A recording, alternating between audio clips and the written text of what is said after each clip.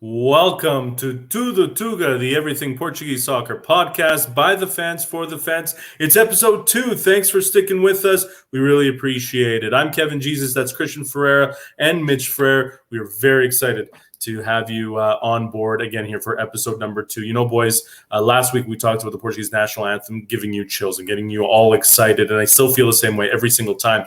But today, I actually wanted to start with a different song. I wanted to use Andrea Bocelli's Nessun Dorma that he performed at the opening ceremonies of Euro 2020. Of course, copyright issues were not allowed to. But my goodness, what a way to start a tournament. Did you guys get a chance to see that at all?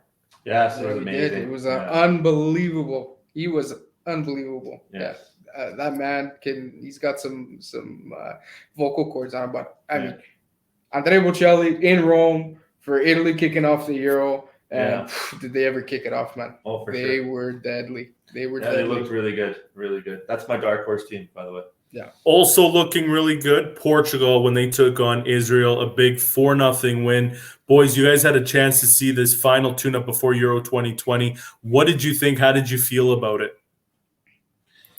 I felt really good. I feel like Fernando Santos playing William Carvalho and Neves in the midfield gave that clearance for Bruno Fernandes to do his thing. I talked about it a little bit last week that he hasn't been playing in his position. Yeah. And then there you go. He put him in his position and he worked magic for us. So I liked it. I was talking to Mitch the other day about it. I don't think it's 100% yet, but yeah, it definitely gives him a lot more freedom when he's got those two holding midfielders in behind him. Yeah, when he's playing a flat 3, with Bruno Fernandes just kind of in a more attacking role, it still doesn't allow him to just freely kind of be in that pure 10. Yeah. And I, you know what, I really liked William. I mean, we were both iffy about William coming back and whether he had a spot on this team, but I mean, granted it was against Israel, but he kind of showed why Fernando Santos brought him back into this team. He really is just a solid, CDM. He really is. He slows the game down. He's so strong in the midfield. He really is a commanding presence in front of those two center backs. And he definitely showed why Fernando Santos wanted him back into this team. Yes. And I know you say it's just Israel, but they're actually ranked higher than Hungary. You said that. Yeah, they're 30th. Hungary's 31st. So I think it's a good matchup for what we can potentially see in the Euro. I know the Euro is a little bit different. It's more competitive. There's going to be, nerves. And I don't know if you knew this, Budapest is the Puskás Arena is full stadium. It's the only stadium in Europe, in the whole Euro that is full stadium. So it's going to be a little bit complicated. Great. So that you're right. I mean, that's going to be a wild experience. And that brings us to the opening game of Euro 2020 for Portugal. They take on Hungary on coming up on June 15th. Did the game against Israel give us a good idea, a good glimpse of what we can expect? And quite frankly, how do we feel going into it? I mean, we look at 2016 and Hungary gave Portugal some issues. So what can we expect to see? And of course, being there in Hungary, that's going to be a difficult test as well. I think, like you said, Chris, this was a good test. Maybe not exactly what we're going to be seeing from Hungary, but we talked about on the last podcast. What we wanted to see from Portugal this game was them starting to show some chemistry, starting to find that identity coming into Euro, and I think they started to do that. For sure. I think that 4-2-3-1 is going to be the go-to for Fernando Santos throughout the Euro. I liked it. I think they did well. I like Neves in the middle. I like what he brought. Again, more than likely we're probably going to see Danilo. But what I was really impressed with, one of the things that we didn't get to see against Spain, was that Bernardo Silva, João Cancelo link up down the right. They play together at Man City, and it shows. I got to ask you something. How good was Cancelo that game? He was amazing, amazing, unbelievable. Yes. I mean, the guy's unreal, and that's again, we talked about when we were looking at Portugal against Spain, we were missing some key elements, and one of the two major elements, aside obviously from Ruben Dias, was that Bernardo Silva, João Cancelo link up, and we also talked about where Bernardo Silva is most effective. I know you'd like to see him in the midfield, but this is exactly why I love him on that right. Is him and Cancelo linking up? That chemistry for sure. Yeah, I really like that. Yes. And what about Ronaldo? What did you think about Ronaldo's performance? So I don't know if you caught this, Mitch. Last week I brought up how he's way more effective on the left. And he actually scored from the left side. He had a bunch of great opportunities on the left side. I feel like he's more effective. He needs to touch the ball a lot more. He needs to feel the ball, take a couple shots, run at players. Maybe not so much against a team like Hungary because, let's get real here. We're going to be dominating possession. We're going to be throwing in the crosses. Maybe you can get away with that striker role. But a team like Germany and France, let's get real here. He's not going to see much of the ball. He might get maybe a couple chances, clear chances a game. So that's why I prefer him on the left. Andre Silva, I know Brown last week, he didn't come in well. But I don't know if Jota against a team like Germany. Yeah, we completely switched the formation in the second half. He completely went to a 4-4-2, brought in Andre Silva. Yes. I don't feel we were as effective in that system. I think it comes down to I don't know that they're that comfortable playing with each other up front. Yes.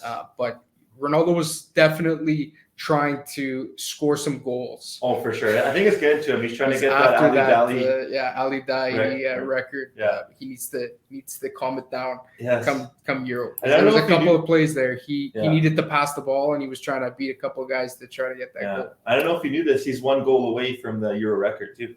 That's going to be a little bit added pressure too. So he'll probably get that against Hungary. Yes. I mean, here's the only thing though with Portugal's group. I mean, as we start looking at the group of death, and this legitimately is the group of death. You've got France, the defending World Cup champions. You've got Germany, perennial favorite, and you've got Hungary. And 2 of those teams will be playing in their own home stadium. So that's going to make things really difficult.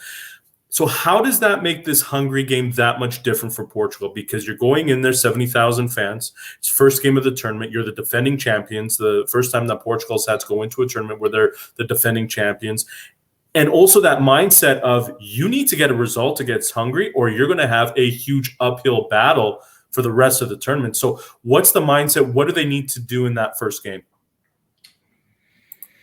It's going to be a different atmosphere because you got to remember these guys, most of these players, they're not they haven't been used to for the last almost 2 seasons playing in front of fans. So we talk about that 12th man with the crowd. I think it will play a huge factor in at least motivating these Hungarian players to come in and get a result at home and try to at least squeeze a point out of Portugal. And, we talked about it last week. Portugal seems to come into these tournaments and sometimes they struggle the most against the teams you'd least expect them to. So, it does concern me. However, this is also a different Portugal side. It's a very talented squad. Yeah. And we've talked about it. We've said it many times. It's one of the most talented squads we've put together. And I think if we start to find our groove, the floodgates could open up a little bit against Hungary. Yeah, much like they did against Israel. I agree. Yeah. Like you said, 70,000 fans won't be easy. We're playing in their arena. Yeah, Portugal and Hungary's a very defensive team. I was looking into it. They play a 5-3-2. They have an Italian coach. And that Italian philosophy with the heavy defense, they're going to be super organized. They're going to be super hard to break down. So yeah, it's definitely not going to be easy. Nobody's saying it's easy, but this is a game that we need the 3 points. We need to come in and beat Portugal. Like you said, we're not the same team. We're flooded with talent. Even our bench is just flooded with talent. So yeah, we got to come in. We got to win this first game, and we got to make it. And that's the one thing that I hate being a Portuguese soccer fan is in the sense of we always downplay our team's talent. We can never feel confident that, we're finally going to do this because it's always like, we've got a great team, but then there's this, it's like we said in the last episode, it's that fatalistic perception that Portuguese soccer fans seem to have. And that just slays me. But okay, so Hungary, let's say Portugal gets the win. That puts them in a good spot. At the very least, you need to draw. You absolutely cannot afford to draw. Then that takes us to Saturday, the 19th, against Germany in Munich. Side note, you guys know this well. For those of you watching at home, I'm going to be bitter that day. I'm going to be probably in tears because I was supposed to be at that game. My husband and I had tickets. And, of course, because of the pandemic, we weren't able to go. So I'll be watching it with a somber feeling. But that aside, Portugal, Germany, in Munich, that's going to be a heck of a game. What can we expect out of the Germans? Yeah, the Germans, it's going to be an interesting tournament for Germany. They've been going through a lot of highs and lows. And this is Yogi Lov's last tournament.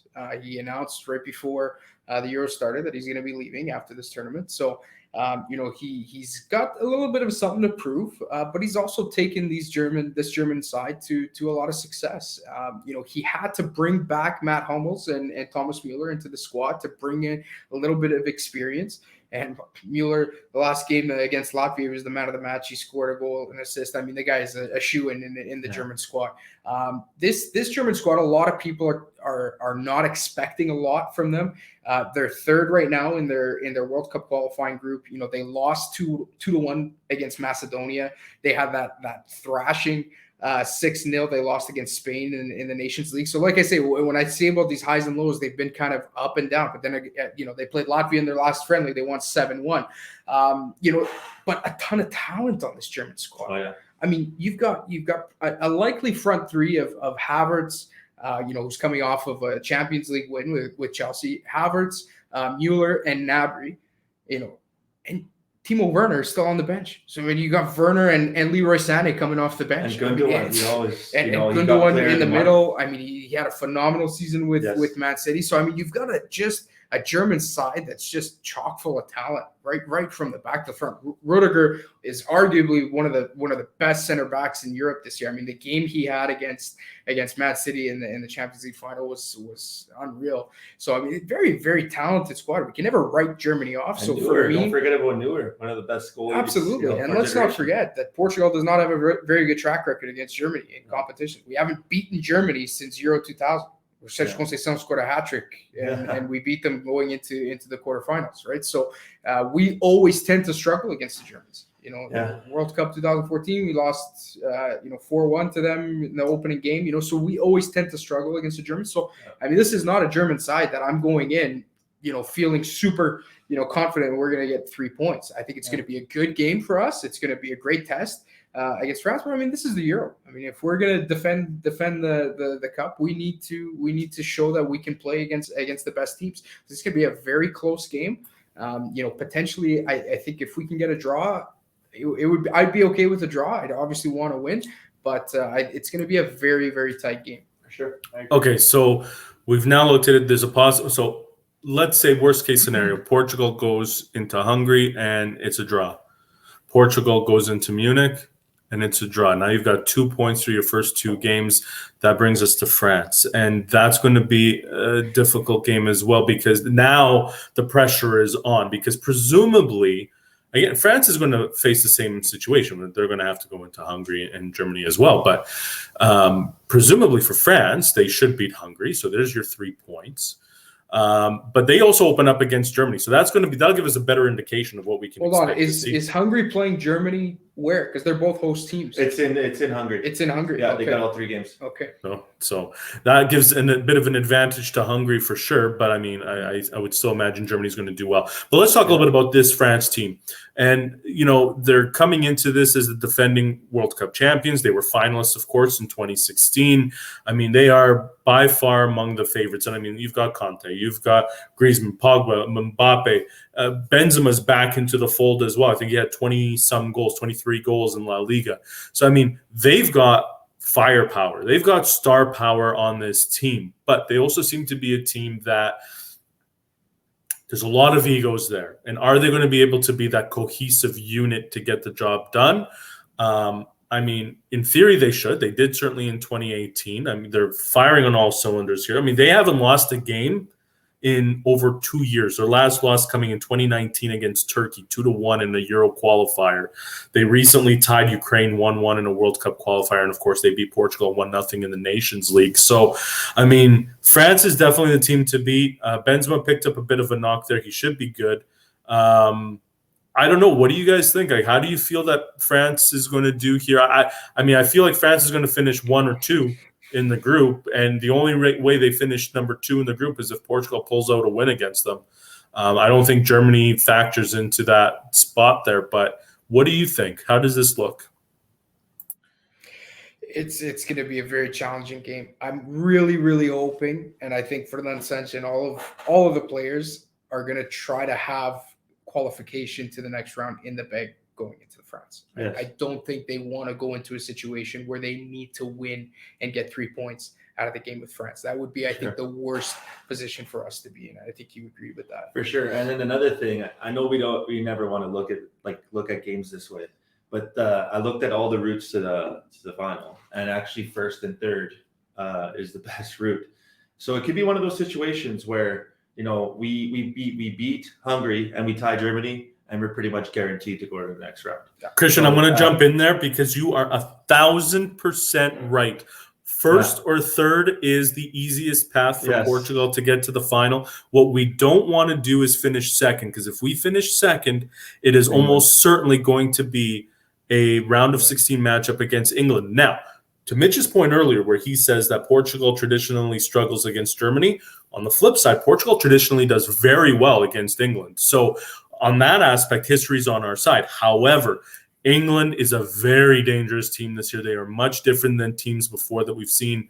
I agree. If you're not finishing first, you're wanting to finish third to get to the – and that's what happened with Portugal in 2016. They finished third, and that was actually the easier path to the final for them. And if you look at that game too, like a lot of people judge us saying, oh, we had 3 ties, but I believe it was like 10 minutes left in the game. They both had the result. They knew, a tie would have been good. So they sort of, played for the third place. And I think it could be one of those things. Like, I know everybody's worried about France, but like I said, if we go into that, if we, tie or lose and we got third place, I can't, it wouldn't be as big of a deal. You know what I mean?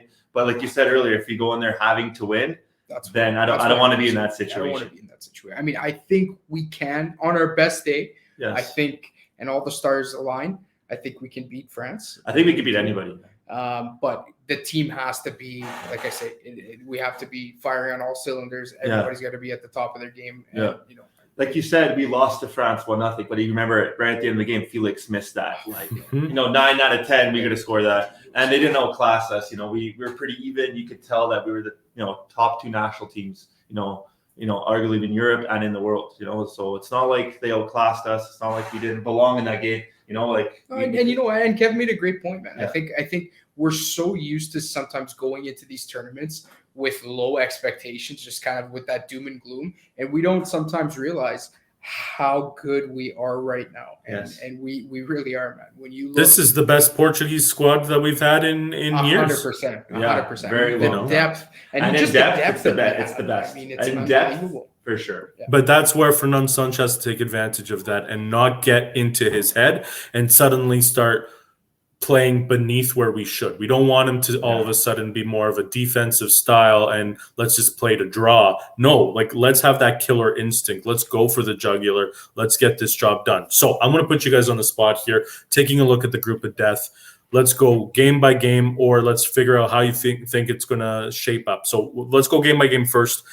Portugal, Hungary, who's going to win? Or who's going to win? What's the result? It could be a draw. What's the result? Portugal, Hungary. I'm going to say 3-0 for Portugal. I really do. I think it's going to be a good game for us, much like Israel. I think if we get our feet going early on, very similar to kind of what we saw with the Italy-Turkey game. I think Hungary is going to try to defend. If we're able to get an early goal, it's going to force Hungary to open up a little bit, and I think that's where the floodgates could open up a little bit. So I'm going to go with a 3-0 win for Portugal. Who's your goal scorers? Goal scorers, I'm going to say Ronaldo, Bruno Fernandes, and Jota. Oh, 3 different players. Yeah, I like that. I was thinking about a 2-0, because they're very, very defensive. They're at home. I think it's going to be it's not going to be an easy game. You know how Portugal is; they always make things hard. So I think it's going to be 2-0. I also agree with you. Ronaldo's going to score. I think Bruno Fernandes is going to score. That's my prediction for the first game. Okay, and I'm confident Portugal's going to get the win. I'm going to go 2-1. I'm going to say it's going to be a little tight. I'm going to give Hungary the benefit of the doubt. With 70,000 fans on their side, they might be able to get a goal in there. I really think it'll be a clean sheet, but you guys picked first, so I'm just going to say 2-1. That's going to be my pick there. So then that takes us to Saturday's game, the 19th, Portugal versus Germany in Munich. I'll start this one off. That's going to be really tough. And, my gut instinct is, I can make an argument for all 3. I could say Germany is going to win. I can argue that Portugal will win. I can argue for a draw. But Germany doesn't impress me this year, and I just feel like they're past their prime. So I'm going to give Portugal a 1-0 win. Kev, you took the words right out of my mouth. That's what I had down here. 1-0 for Portugal. I think Fernando Santos does not lose against Germany. I really do, because this team is so good defensively. And I'm talking about Portugal. We are so good defensively. And Fernando Santos knows how to make sure we do not lose the game. And he will make sure, if we know one thing from Fernando Santos, he is a very results-driven coach. He does not care about the flashy shit. He wants to get the result. Yes. And I think he will do enough to make sure that we get 3 points out of Germany. And I agree with Kev. I think 1-0. That's exactly what I had written down. That's my prediction for the Germany game. Yeah, I'm a lot less optimistic than you guys. I think it all depends on the first game. Depending on how Germany-France goes, I think if France beats Germany, and we beat Hungary, going into that second game against them, they're going to really come at us. So I'm going to call a tie. If Germany ties, I could see us winning the 1-0. But if they come in and lose the first game, I could see a result, maybe like a 1-1. I agree, because if Germany loses against France, they're going to be coming out firing on all cylinders, because they can't afford to lose against Portugal. So, and that's why that first day, as much as the Portugal-Hungary game is so important, that first day, that France-Germany game is also going to be really important, because that tells the tale for the rest of the tournament. So then that brings us to the big game, Portugal versus France on June 23rd. What is the result there? Mitch, you started the Hungary one. I started the Germany one. So Christian, you get to start the France. And you had the pleasure of seeing Portugal-France in Euro 2016. Yeah. So I feel like you're the expert here. You tell us who's going to win that game. I'm going to say the classic 0-0 result. We're hoping for a big game, but I think it's going to be 0-0. It's going to be very defensive. They're both not going to want to lose. I think they're going to cancel each other out. I'm hoping I'm wrong. I'm hoping it's a 3-3 or Portugal win, or 3-2. But I personally think it's going to be a 0-0 result. Yeah, you know what? I don't disagree, but I think it really all depends in what position both teams are going into that game. Because if France is qualified and Portugal needs the 3 points, you're going to see a completely different game. If France, for whatever reason, needs those 3 points and Portugal's already qualified, again, different game. So I think the result is really going to be determined by what both teams. If both teams are qualified, you could see a free flowing game where it could be high scoring, maybe 3-4 goals. It really, I think, is going to depend on what situation both teams are in going into that game. But I think honestly, that's going to be a draw as well. I want to jump in there. You remember that England Belgium game, the last tournament, and they both were trying not to win? Yes. I'm hoping it's not like that, because if we win and we get second or first, okay. But if we tie and we get third place, you know what I mean? Like, we're gonna want, it's gonna be in the back of our minds that third place is the easier route. Yeah. You never want to lose on purpose. I'm not saying they're going to, but that's gonna be huge on how that game's going to play out. And I feel it's one of those things where the fans are the ones that are always looking for the easiest way, the easiest paths. The teams themselves look, at the end of the day, I'm a wrestling guy. So like Ric Flair always used to say, to be the man, you got to beat the man. And that's exactly what Portugal has to do. If you want to get to the final, you've got to beat the best teams there. And that's the bottom line. That's what you have to do. Okay, so then based on all of this, it still kind of muddies the water in terms of a group of death and how things are going to shake down. I think we all agree that Hungary is going to finish fourth in the group. So that leaves 3 spots: Portugal, Germany, France. Based on what we kind of said, it looks like we're leaning towards Portugal and France being 1-2. So who finishes first in the group? Who finishes second? Who finishes third? And we'll start with you, Mitch. I'll put you on the spot. I'm going to say Portugal finishes first in this group. And I really do think if we have a strong game against Hungary, where we can get a lot of goals out of that game, it'll put us in a better spot. If we end up tied with France on goal differential, I think it'll bump us into first. But man, it's been a long time since I felt this good going into a tournament. And even with the group of death, I really do feel like we're going to get some really good results coming into this. I liked what I saw against Israel. So I'm going to say Portugal finishes first in this group. Yes. No, I agree. And like you said earlier, I think it's going to come down to goal differential. Yeah, it's going to be really close. I do feel like they can get first. So, yeah, I'm going to also pick first. Maybe it's a little bit biased, but yeah, I think. My heart biased? No. My heart says first. My head says second. Yeah. And if we finish second, then that's tough. We have a tough group. But hey, again, we match up well against England. And at the end of the day, too, England still needs to get the job done. They're not in an easy group either. I mean, they've got Croatia, they got the Czech Republic, and they've got Scotland. So, I mean, it's not a cakewalk for them either. And they've also got the pressure of playing at home. So we'll see how that kind of plays out. So, can I add on to that real quick? Of course, absolutely. I've been watching a lot of English pundits talking, and they don't want to be first either. So the problems we have about finishing second, they're talking about it. They don't want to play us either. So, nobody wants to come up against Portugal in this tournament, guys. Yeah, and Kev said this, and it's true, man. Like we always seem to be that doom and gloom, but everybody that I've talked to and that I've listened to, pundits like you're even saying, everybody's got Portugal in the top 3 to potentially win this tournament. Yes. So nobody is going to be wanting to come up against us. Yeah. One of the cool things about this podcast, we always try and feature, the stars of the week, the future stars, and so forth. We call it the Sagi-Star of the week, brought to you in part by Sagi-Star North America. And this week, we've decided we're not going to do individual stars. We're going to do one big star, and that is for Portugal's U21 team, which lost to Germany in the European U21 final. You guys had a chance to watch the game. What did you think? It was a great game. I mean, it was unfortunate we weren't able to get. Vitinha, I don't know how he misses that. I mean, he does everything. I don't know if you guys seen this, but I mean, the guy dances around 1, 2, 3 play. I mean, how he doesn't shoot that and finish it, I don't understand. But that aside, the result aside, as a whole, I think as Portuguese soccer fans, the one thing this tells us is we have so much to keep looking forward to. We were already talking like this 3 or 4 years ago about the current lot of players, and now we're talking about it again with this lot of players. I mean, Dani Mota was phenomenal. Vitinha to me, and both Fabio Vieira won player of the tournament. Both you and I agreed Vitinha was probably the best player, and we've seen lots of him this season with Wolves because we watched a lot of Wolves. Yeah. So I don't know if you guys knew this. This lot of players, not all, I say at least 6 or 7 of them, they actually won the U17 Euro Cup. Yeah. They won the U19 Euro Cup, and now they're finalists in the U21. So no team has ever won 17 and 19 Euros in a row, and potentially we could have won 3. I think on any other nights we could have won that game. We seemed a little bit off, a little bit nervous, but yeah, definitely standout player for me was Vitinha. Also another player I really enjoy.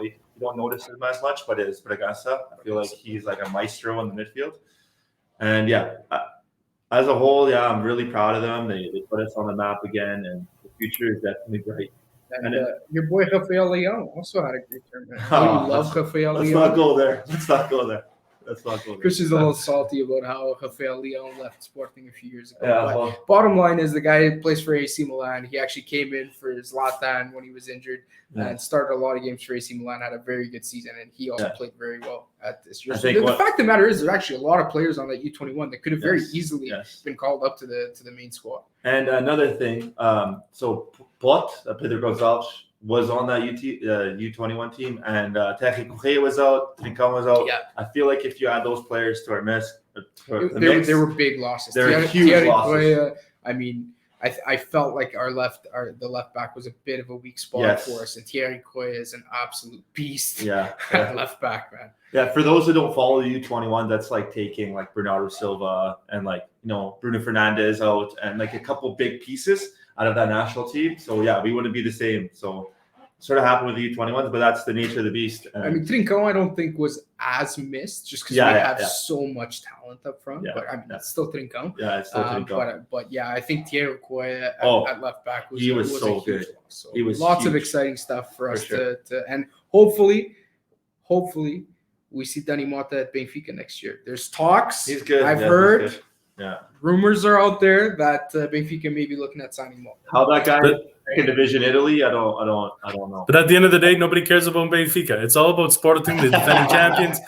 But also, most importantly, it's all about the Portuguese national team. Boys, that wraps up our podcast. We've touched on absolutely all the topics that we needed to this week. It is going to be so much fun. Portugal and Hungary hit the field on Tuesday, June 15th, the first game of Euro 2020, and now be followed up against Germany on June 19th. So our next episode, we will certainly have lots to talk about, lots to debate, lots to break down, and we will be looking ahead to see if Portugal can get the job done and move on to the round of 16. So for Christian Ferrer, Mitch Ferrer, I'm Kevin Jesus. Thank you so much for tuning in to Tudo Tuga, the Everything Portuguese Soccer podcast by the fans, for the fans. Don't forget to like or subscribe on YouTube. Just search Tudo Tuga podcast. Obviously, you're watching it right now. So just give us a like, give us a subscribe, and even let us know. You saw our Instagram and Twitter handles as well. Drop us a line. Let us know what you think. And most importantly, stay safe and enjoy the game. Força Portugal.